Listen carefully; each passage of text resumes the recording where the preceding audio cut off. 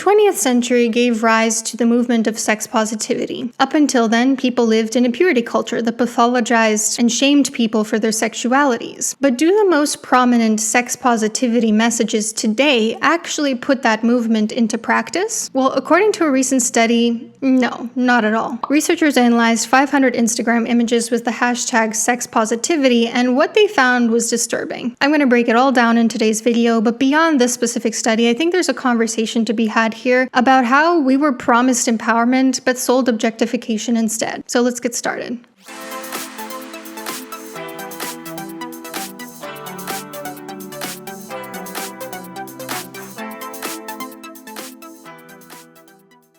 A little bit of background on sex positivity before I go into the actual study. Sex positivity developed as a reaction to the strict gender roles and norms of sexual propriety during the Victorian era. It challenged notions that sex is only for reproduction, that it should only be between a husband and wife, that only men have these types of desires, that women are basically objects that must be used for men's desires and for reproduction. But as the century progressed, there were a lot of debates, particularly among different factions of feminism, about whether sex positivity was actually empowering, especially to women. Of course, it didn't help that in a lot of cases, women's liberation was hijacked by men for their own pleasure, such as Hugh Hefner, the creator of Playboy, who played a massive role in the perpetuation of sex positivity, but in doing so merely objectified and hypersexualized women, a man who had pretty awful allegations about him. It's a pretty clear example of what happens when a well-intentioned movement gets co-opted by people who are only interested in themselves. But academically speaking, the core tenets of sex positivity are autonomy, pleasure, respect, consent, sexual education, acceptance of various sexual identities. It views sexuality as healthy, natural, and ideally a joyful aspect of life. This is very different from the shift that this movement has taken, particularly online. But before I get into that, if you want to end summer with a bang, I have just the thing for you. If you're looking for genuinely high-quality, non-objectifying information about intimacy, that's where Beducated comes in, the sponsor of this portion of the video. Beducated is a platform with over 150 online courses on sex and intimacy created by top experts. They have a huge amount of variety: quizzes, tutorials, practical exercises, so whether you're single, in a relationship, or dating, they have something for everyone. For example, a lot of people are so in their own heads during intimacy because they've had it drilled in them that intimacy is a performance rather than a sensory experience for them to enjoy, an opportunity for connection. If that's the case for you, check out this course called the 7-Day Pleasure Adventure, which challenges you to be more mindful and learn about what feels good in your body using attention, breath, touch, movement, sound. This is just one of so many different resources on Beducated. What I really appreciate about them is that they're shame-free, ethical, professional, educational, engaging, useful. Like, they have hands-on worksheets and PDFs for each module. Basically, they're aligned with the original tenets of sex positivity. Click the link below to get started with Beducated so that you can put these hot summer nights to use. Back to the article. Researchers have started noticing that sex positivity is more about objectification than it is about its original values. Specifically, some critics have pointed out that it often ends up being about women pleasing men rather than everyone experiencing pleasure. As the authors of the research article themselves said, some expressions of sex positivity risk perpetuating the objectification of women. Sex positivity can become objectification if it's just about aligning yourself with desirability norms with the male gaze, where it becomes more of a performance rather than something you do for intrinsic pleasure. But how do the researchers define objectification? According to them, it is viewing people as a collection of body parts rather than a whole person. So the way they operationalized this in the study was emphasis on certain body parts, sexually suggestive posing, people obscuring their face, basically anything that tries to say, here's a part of my body for you to consume, don't consider that there's a person inhabiting my body. And this definition kind of surprised me a little bit because I don't know about you, but when I think back on all the messaging I've received about intimacy, nearly all of it has been objectifying. I feel like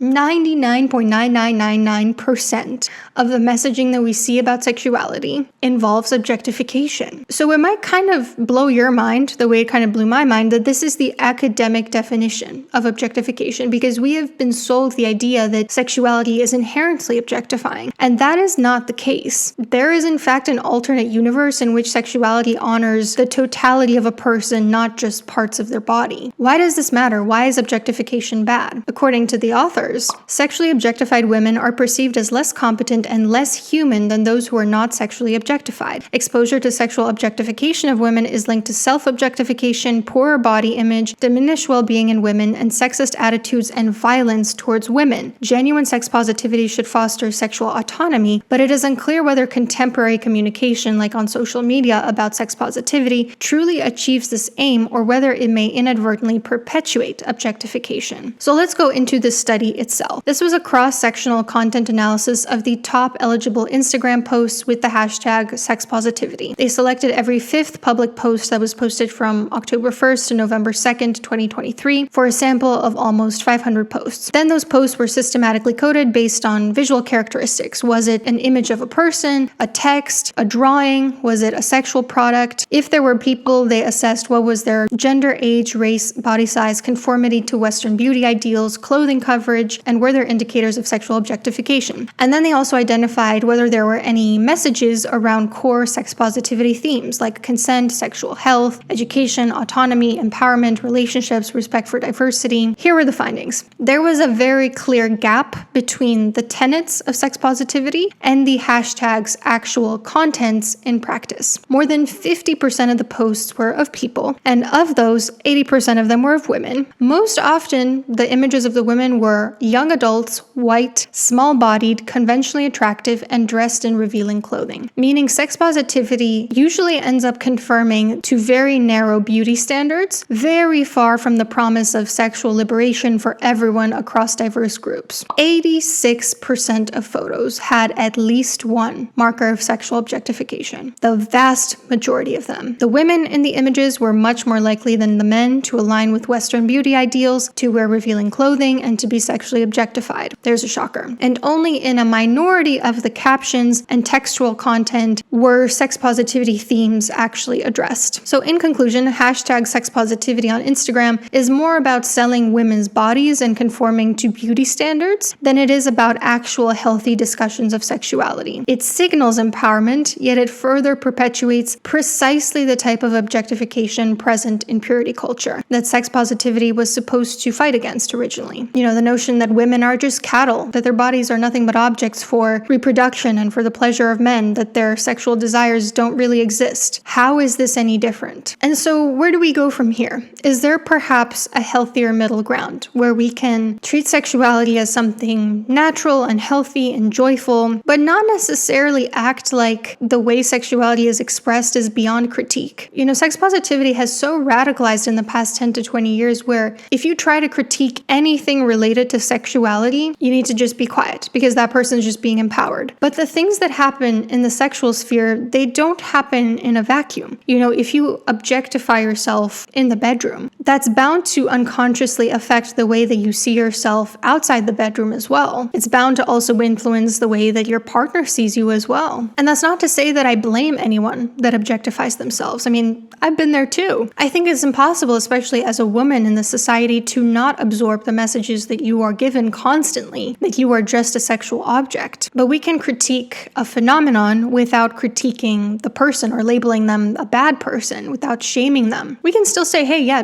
do whatever you want to do. You're entitled to do whatever you want as long as it's consensual. But also, you know, this particular thing that you're doing, have you thought about how maybe it might be contributing to the problem? Because at the end of the day, a movement meant to liberate people that exists in a society that has the same exact power structures in place is just going to get co-opted. It's bound to get hijacked. It's not going to actually empower people. You have to first address the power structures, and then the movement can actually be effective. But what do you think about this study and this topic more broadly? And don't forget to check out Beducated. Thank you so much for watching.